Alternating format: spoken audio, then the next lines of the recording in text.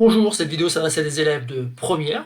On va découvrir le lien qui existe entre les variations d'une fonction et le signe de sa fonction dérivée. Et pour découvrir ce lien, on va utiliser donc GeoGebra. Donc ici, j'ai représenté une fonction f en vert et j'ai tracé donc la tangente au point A d'abscisse moins 6. Cette tangente a pour coefficient directeur 4,5. On rappelle tout simplement que ça correspond tout simplement au fait que f' de moins 6 est égal à 4,5. Et ensuite, l'idée, bien sûr, c'est de balayer un petit peu la courbe, autrement dit de déplacer le point A tout au long de la courbe et de regarder ce qui se passe pour ce nombre dérivé qui est dans un premier temps égal à 4,5.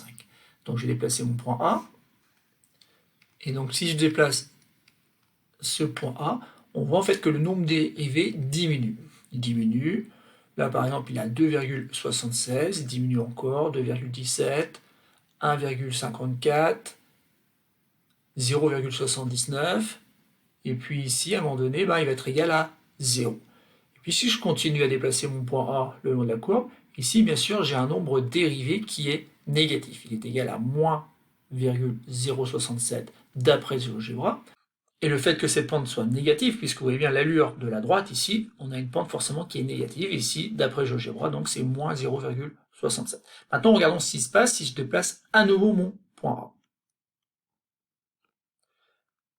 Et bien en fait, ici, j'obtiens encore une valeur négative qui est moins 1,4, moins 0,5, moins 1,28 d'après GeoGebra. Puis je continue.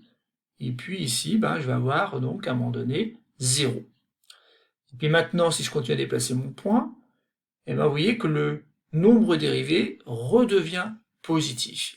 1,92, et puis il vient de devenir de plus important puisque la pente de la droite ici, qui est la tangente, bien sûr, est de plus en plus élevée.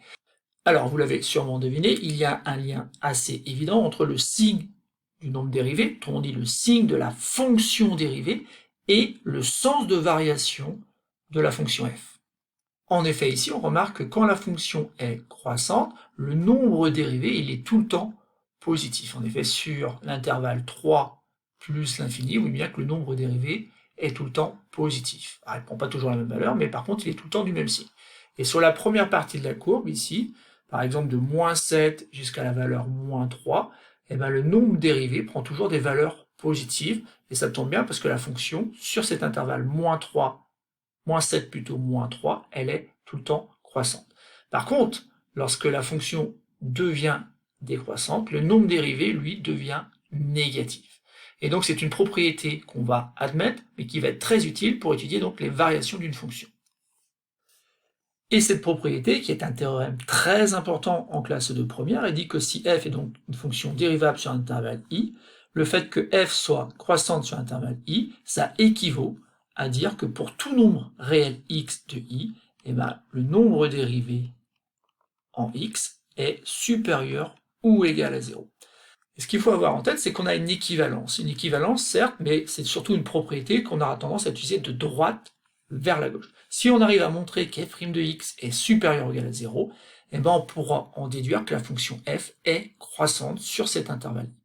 De la même façon, si f est décroissante sur l'intervalle i, ça équivaut à dire que pour tout nombre réel x de l'intervalle i, le nombre dérivé est de signe négatif, est inférieur ou égal à 0. Là, c'est pareil, on aura tendance à regarder quand est-ce que f' de x est négative pour savoir sur quel intervalle donc la fonction f est décroissante. Et enfin, une dernière partie dans cette propriété, dans ce théorème, f est constante sur l'intervalle i, si et seulement si, pour tout nombre réel x de i, le nombre dérivé est tout le temps égal à 0. Cette dernière partie, bien sûr, on l'utilisera moins souvent, mais ce sont donc ici trois petites propriétés qu'il faut absolument connaître. C'est le cœur du programme de la classe de première. Voilà, c'est tout pour cette petite vidéo.